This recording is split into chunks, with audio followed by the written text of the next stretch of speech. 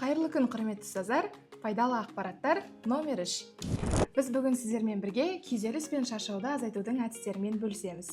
Бірінші, 1 минуттық тыныс әдісі.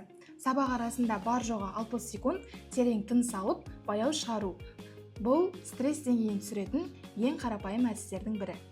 Екінші әдіс 3-5 минуттық үзіліс қағидасы. Әр 45 минут жұмыстан кейін 3-5 минут бойы көзіңізді жұмып, телефонға қарамай демалу энергияны қайта қалпына келтіреді. Бұл әдіс арқылы шаршауды азайтып, келесі сабаққа жақсы серпінмен дайындала аласыз. Келесі әдіс жұмыс үстелін реттеу. Үстелдегі ретсіздік стресс тудырады. Сондықтан 5 минуттық тазарту сіздің ойыңызды жеңілдетіп, көңіл күйіңізді жақсартады. Сондықтан әрбір сабақтан кейін жұмыс үстелдеріңізді реттеп отыруды ұмытпаңыздар.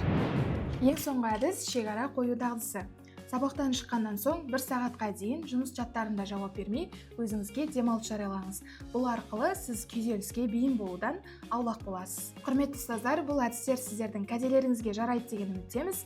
Біз сіздермен қоштаспаймыз. Келесі кездескенше қош сау болыңыздар.